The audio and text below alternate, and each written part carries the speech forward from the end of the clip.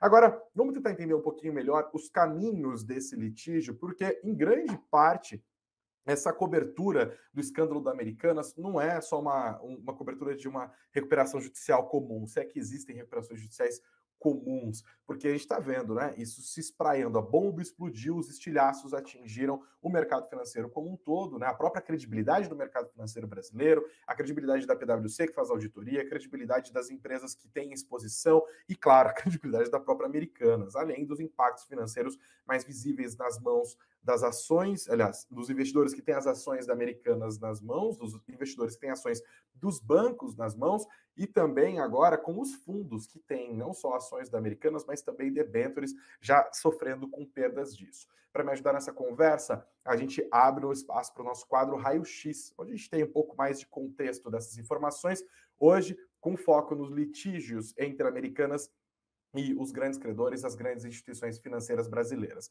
Nosso convidado de hoje é o Carlos Portugal Gouveia, ele é advogado, sócio fundador da PG Law, ele coordena na PG Law as áreas de direito societário, compliance, contratos comerciais e litígios complexos. Também é professor de direito comercial da Universidade de São Paulo e chiquérrimo, doutor em direito pela Universidade de Harvard. Carlos, seja muito bem-vindo ao Suno Notícias, boa noite para você, boa sexta-feira.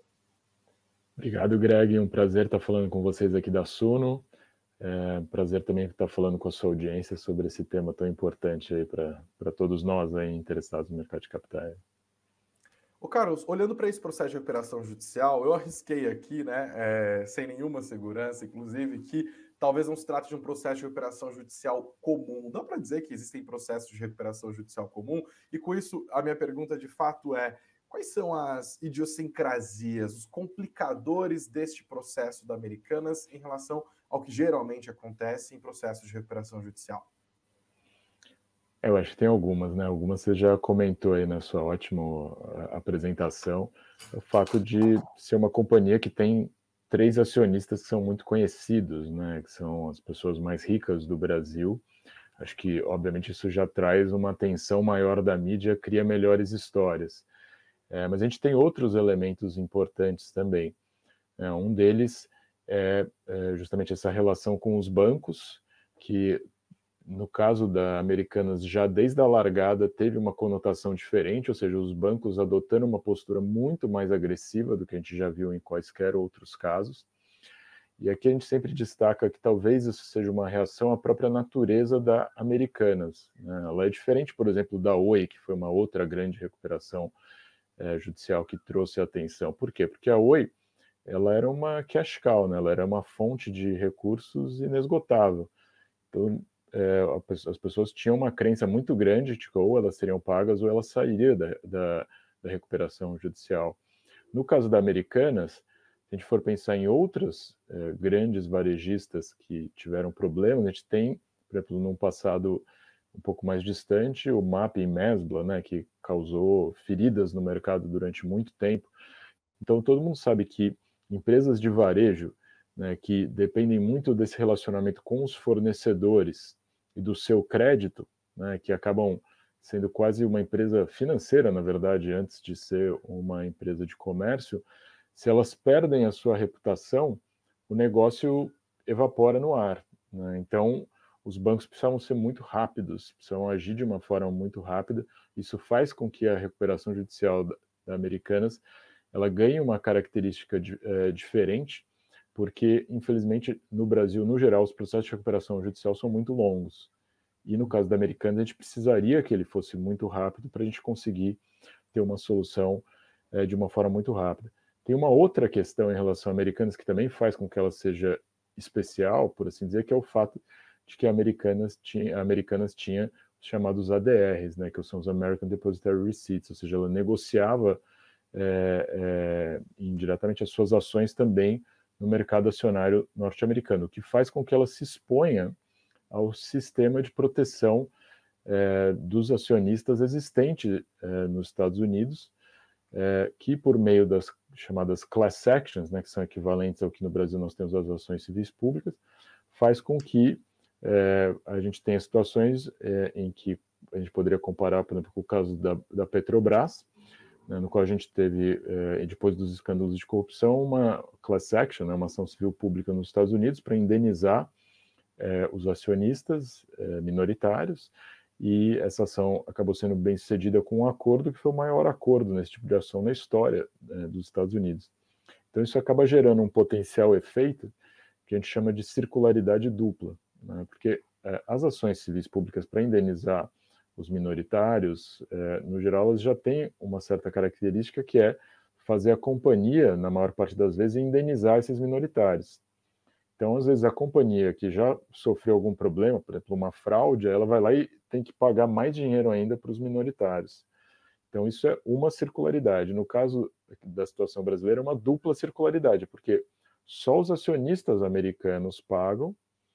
No Brasil, infelizmente, a gente não tem um regime adequado, né, de proteção dos minoritários, então eles acabam não sendo, na maior parte das vezes, indenizados da mesma forma, e aí os minoritários brasileiros sofrem essa dupla circularidade, pagam duas vezes, sofrem a fraude e ainda ajudam a pagar a indenização dos acionistas, no caso, nos Estados Unidos. Então, acho que é quase como se juntasse situações de vários escândalos, né, principalmente no que se afeta os minoritários, numa única situação. Eu queria passar o foco um pouquinho, você falou, né, é uma espécie de múltiplo escândalo ali, falar um pouco da reação dos bancos ao longo das nossas 2 últimas semanas aqui, né?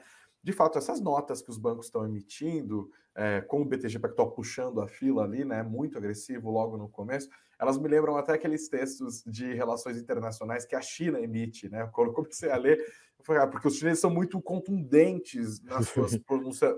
É diferente, a diplomacia, por exemplo, brasileira, né, muito mais, né, no sapatinho, assim. E os bancos brasileiros foram engrossando a voz contra americanas. A gente está vendo processo de tudo quanto é coisa. A gente tentando anular a recuperação judicial, a gente tentando manter bloqueio de conta da Americanas, querendo ter acesso a mensagem de WhatsApp, Telegram, do trio da 3G Capital, dos ex-CEOs, dos ex-diretores. Agora a justiça deu a sentença favorável para o Bradesco conseguir pegar a prova de maneira antecipada, tendo acesso aos e-mails também. Enfim, a gente está falando de uma devassa que não se restringe a Americanas enquanto companhia, mas que já respinga uma clara ação dos bancos, mais ad hominem, assim, né? Focando em CPFs, não só em IPJs.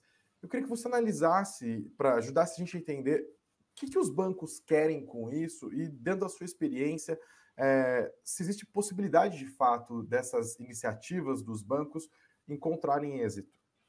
O que acontece? Se a gente for analisar e comparar com situações como, por exemplo, de grandes falências ou recuperações judiciais que acontecem, por exemplo, no mercado americano, tem uma diferença muito grande lá, porque no mercado americano a legislação ela tende a transferir muito poder, ou no processo de recuperação judicial, ou principalmente na falência, para os credores. Então, os credores têm voz ativa, por exemplo, na escolha do administrador judicial, e os antigos acionistas, os antigos controladores, basicamente perdem, em grande medida, o comando da companhia. No caso brasileiro, não é assim, né? Então, por exemplo, é o juiz que escolhe o administrador judicial e os credores não têm direito nem de voz, né? Não tem como emitir uma opinião em relação ao administrador judicial. Então, a gente tem um regime no qual os antigos controladores de uma empresa que entra em recuperação judicial ainda têm um poder muito grande. Se a gente fosse imaginar, teoricamente, em tese, qual seria a solução mais rápida para Americanas e que permitiria a ela recuperar rapidamente a sua reputação no mercado que é mais importante para ela, que é o mercado de crédito? Seria, eventualmente, você ter uma conversão da dívida dos bancos em participação societária, porque isso seria uma forma de, basicamente, virar o balanço da Americanas muito rápido. Só que se isso acontecesse, os antigos controladores seriam diluídos de uma maneira muito substancial.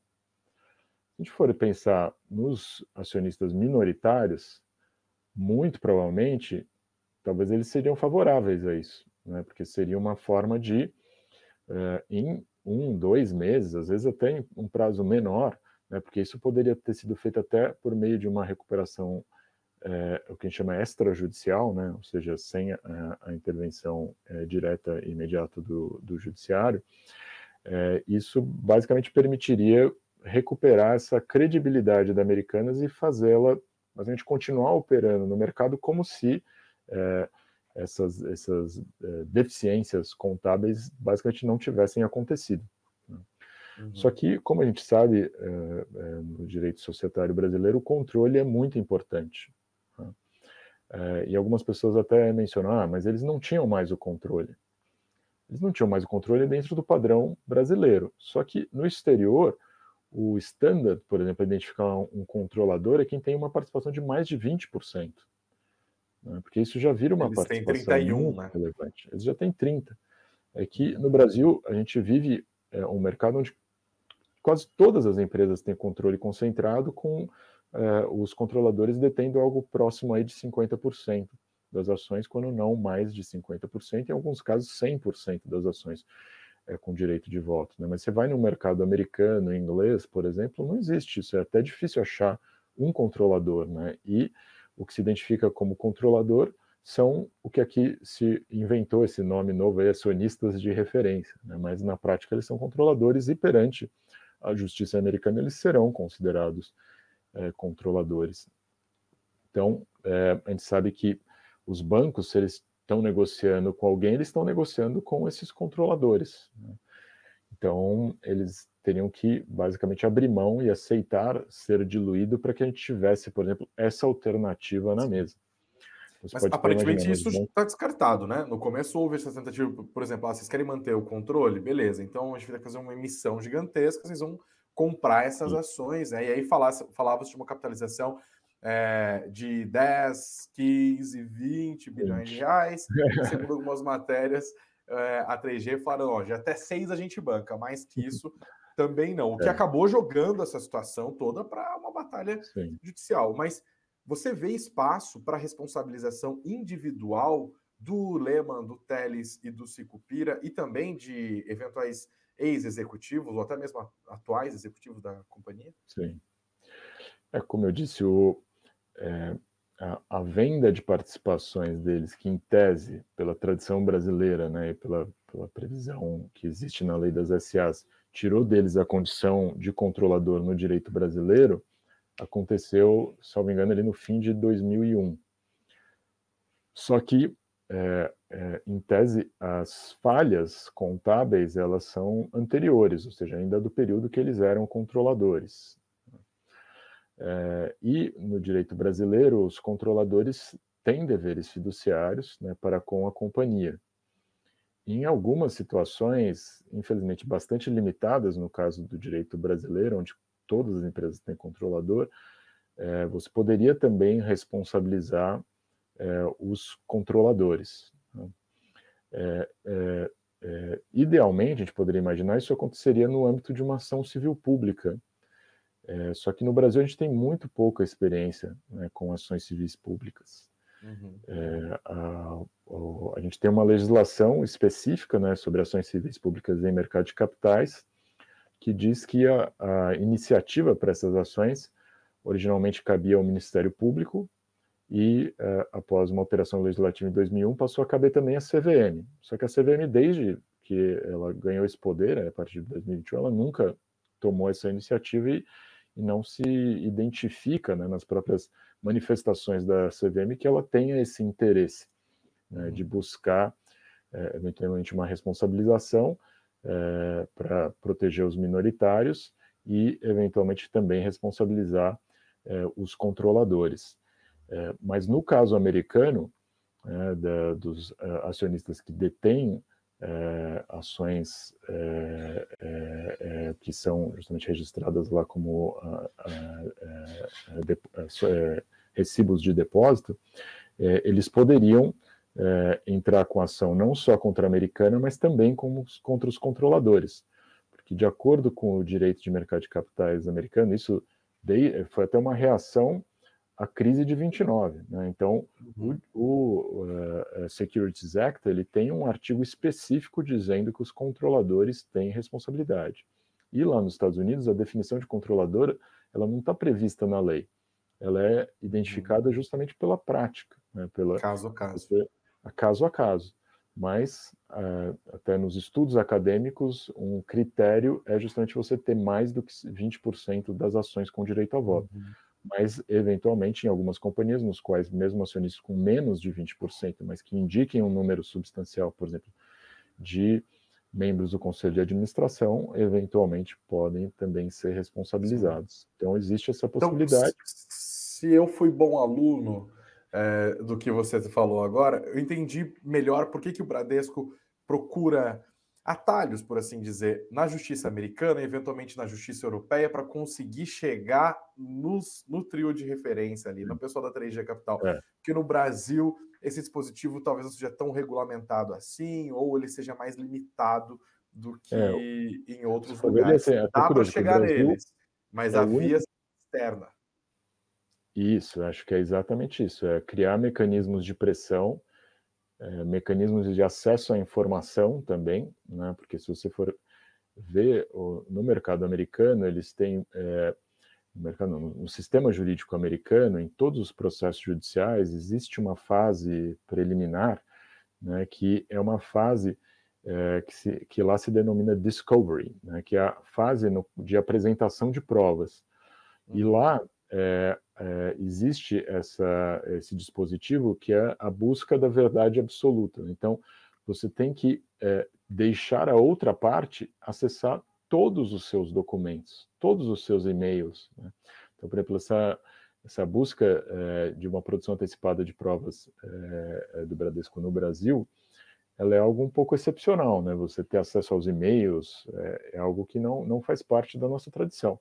Mas no direito americano, essa é a regra, isso está previsto no Código de Processo Civil deles, e existem punições muito graves para quem forja ou deixa de apresentar os documentos corretos nos processos judiciais. Então, por isso que muitos dos processos americanos acabam em acordo ainda nessa fase de discovery, porque, primeiro, ela em si é muito cara, custa muito caro você contratar pessoas para ficar revisando todos esses documentos, e isso acaba forçando um acordo, e além de tudo é isso, né? Você muitas vezes prefere fazer o acordo antes que a pessoa fique lá revirando todos os e-mails. Não, o custo da exposição é difícil até de computar, né? Vai que acha um e-mail. Vai que acha alguma coisa muito grave. Melhor ir lá e, como aconteceu no caso da Petrobras, que ela, salvo engano, aceitou pagar 3 bilhões de dólares para os investidores americanos.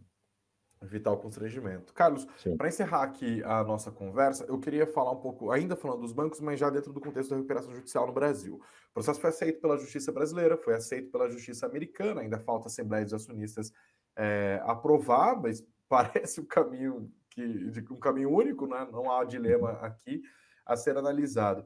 Uma vez que isso aconteça, como que funciona a recuperação judicial, especialmente aqui no Brasil, que é onde os créditos vão ser analisados?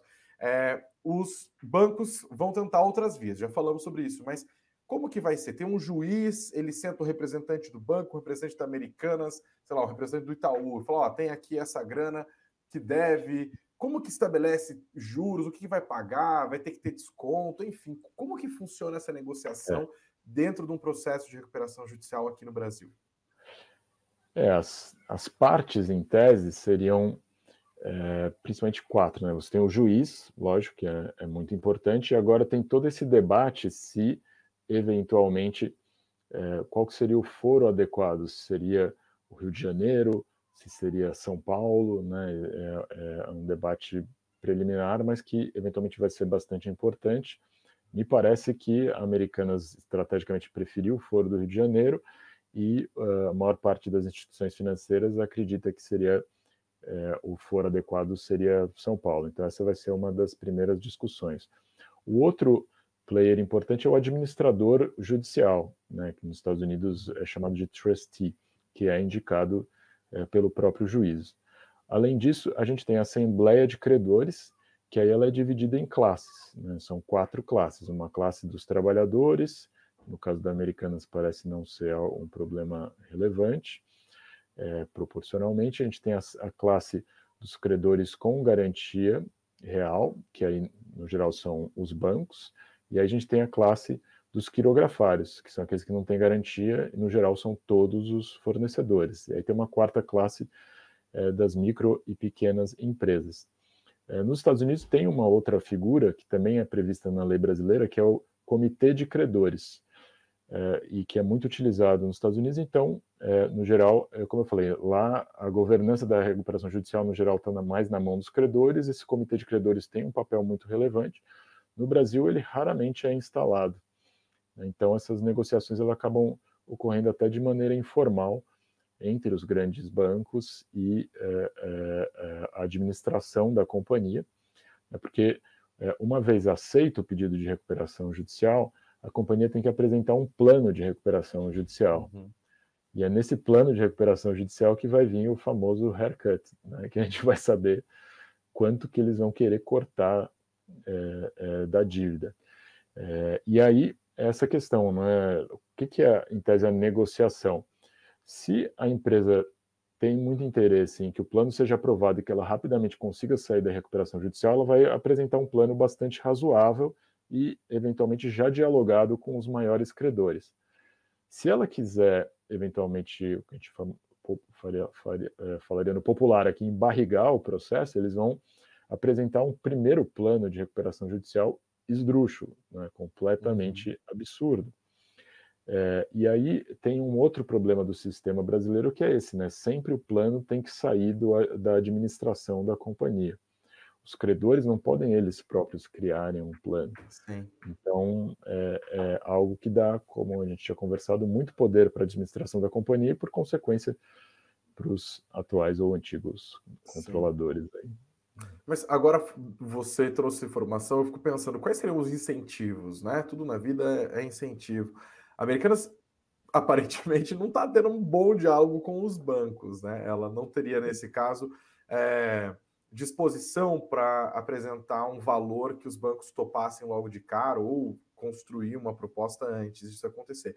Por outro lado, o tempo corre contra Americanas, porque afinal ela vai continuar precisando de crédito. Esse crédito já enxugou, e como você bem destacou, empresas do setor de varejo são, antes de tudo, empresas do setor financeiro ali, né? Inclusive, por isso, investidores, para o nosso público ajudar a conseguir entender melhor também, por isso que tem uma exposição tão grande a tantos players. Porque para banco, tá todo mundo emprestando para aquela varejista, uma varejista gigantesca, é um crédito garantido, é grana fácil de ser conseguida, né? Os bancos não têm incentivo para falar, para eu sou o Bradesco, o Itaú está emprestando, o Safra está emprestando, o Santander está emprestando, o Banco da Amazônia está emprestando, o BNDES está emprestando, eu vou ficar de fora dessa grana fácil? Não, eu tenho relações com o Magazine Luiza, com o Mercado Livre, com todos, estamos juntos na Americanas. Aí a bomba explode, tá todo mundo ali exposto. Então, a Americanas também precisa ser capaz de conseguir novo crédito até para manter as suas operações, a não ser que os acionistas de referência decidam, de fato, quer saber, é mais barato fechar esse negócio mesmo, né? Você acha que esse raciocínio que eu fiz faz sentido ou tem algum outro incentivo que eu não consegui ver? Faz todo sentido, né? Como a gente disse, era um caso de uma recuperação judicial muito, muito rápida. Até o fato de a gente ter iniciado uma recuperação judicial já é uma perda, porque o ideal seria uma extrajudicial que tenha a capacidade de ser eventualmente mais rápida. Porque, sim, ela precisa recuperar a reputação com os fornecedores, né? Porque vamos comparar de novo com a Oi. Em relação aos fornecedores da Oi, eles falavam assim, tá, você fica me devendo 2 meses aí, mas é a Oi, né? Eles vão continuar com seus clientes, vai continuar tudo normal. No caso da Americanas, os fornecedores, a Nestlé, que é o maior credor ali individual dentre os fornecedores, tem uma dívida de 250, em torno de 250 milhões de reais. Não, tem a Samsung, né? Que é R$1 bilhão. A Samsung é mais 1 bilhão, nossa. Cadê a matéria aqui, ó? Daqui a pouco está chegando a Páscoa. E aí, né? A Nestlé vai fornecer ovos de chocolate para Americanas. Aí, se chegar na Páscoa, a Americanas não tiver ovos de chocolate, ela não vai só não vender ovos de chocolate, ela não vai vender ovos de chocolate e tudo mais que as pessoas compravam quando elas vão comprar ovo de chocolate. E aí o que acontece? Ela começa a perder mercado, vai ter que começar a fechar lojas muito rapidamente, porque vai começar a perder os consumidores. E aí já era capacidade de geração de caixa, quanto mais capacidade de pagamento de. É uma situação difícil, né, Carlos? Para mim, o que me internet, assusta. você também tem que pensar que, como ela é uma empresa online, ela também tem crédito com os consumidores, porque na hora que você compra um produto e você vai receber daqui a alguns dias na sua casa, durante aquele período, você deu um crédito para você pagou antes para receber depois. Exatamente. Então, ela precisa num grau menor, mas ela também precisa da reputação dela para os consumidores, para os fornecedores e para os bancos. Então, é isso, ela teria que resolver isso muito rápido e é como um banco, né? Na hora que um banco perde a reputação, todo mundo tenta sacar o dinheiro, o banco quebra. Então, pode acontecer a mesma coisa. Posso roubar mais 2 minutos? Me veio uma pergunta aqui, meu Deus do céu, sua mulher vai matar. Bem rápido. Qual que é, na sua opinião, como especialista experimentado, o caminho da falência?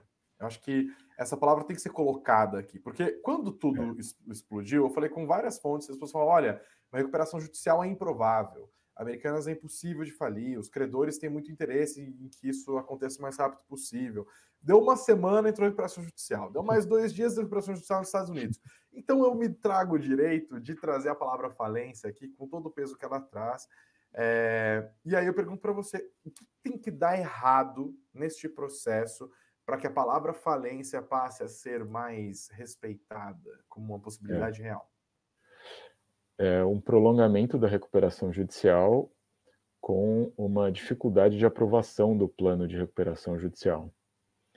Então, se esse processo se alongar muito, e no Brasil, no geral, ele tende a ser muito longo, né? A lei ela prevê que o juízo tem que chamar a assembleia de credores para aprovar o plano de recuperação judicial em 150 dias. É um prazo que está presente na legislação. Mas a verdade é que quase nunca isso acontece, né, por múltiplas razões que não dá tempo da gente explicar aqui. Então, por experiência, a gente sabe, demoram 5 anos as recuperações judiciais, às vezes mais. Isso é possível em companhias que são geradoras de caixa naturais, né, como a gente já mencionou o caso da Oi, por exemplo. Mas na Americanas, no qual ela pode ter um problema de crédito muito rápido que faça com que ela simplesmente se torne inoperável. E as dívidas, na verdade, vão continuar se avolumando, né? Porque você declara a recuperação judicial, você estanca a sangria, as dívidas que existiam em relação ao passado, mas as que existem em relação ao futuro continuam caminhando. E basta os fornecedores virarem para Americanas e falar, olha, eu vendo para você, mas só à vista. Que já aí, era. Ela não tem mais, vai gastar o estoque dela, que deve ser em torno de 3 meses de estoque que ela tem, não tem mais produtos para vender, o que vai sobrar? A marca. E a marca ela começa a perder o valor quanto mais tempo passa. Porque tanto o amor que as pessoas têm pela marca se desfaz, a reputação da marca se desfaz. E aí ela vira algo como o Mapping, como a Nestlé, que tem a marca, mas ela não tem mais valor efetivo, né? Então, existe um risco muito grande de a gente ter planos que não são aprovados, a empresa praticamente não tem ativos para serem vendidos, e o tempo vai passando, ela vai perdendo seu crédito, vai perdendo a sua reputação, não existe mais plano de recuperação viável, e aí existe o que a gente chama de convolução em falência, que é em razão de não ter um plano de recuperação judicial viável aprovado pelos credores, é convertido em falência. A gente torce para que esse caminho não seja tomado. Gente, por favor, se chegou até aqui, gostou do nosso conteúdo, aprendeu alguma coisa, tem provocações, críticas e elogios nos comentários. Gostou do nosso conteúdo? Inscreva-se no nosso canal e também senta o dedo no like. E se puder, compartilha com a galera. Olha que legal que eu aprendi hoje da Americanas. Muito boa entrevista com o Carlos, né? Vou chamar ele sempre. Excelente. Rapaz, o cara fez Harvard. Vocês estão achando que eu sou essas livezinhas de fundo de quintal? Se não tem Harvard no currículo, nem entra aqui na nossa live. O Lucas, por exemplo, que da turma do audiovisual, também tem Harvard na carteira. E quem não tem Harvard na carteira, carteira ótimo, não é no currículo, como eu, também pode aproveitar para baixar o e-book e Aprenda como Analisar uma Ação. Os nossos campeões de downloads aqui da Suno tá à disposição aqui, ó. Tá aqui na descrição do vídeo, tá na descrição também da plataforma de podcast pela qual você me ouve neste exato momento. É de graça. Clica no link, faz download e aprende um pouquinho mais. É sempre conteúdo para vocês.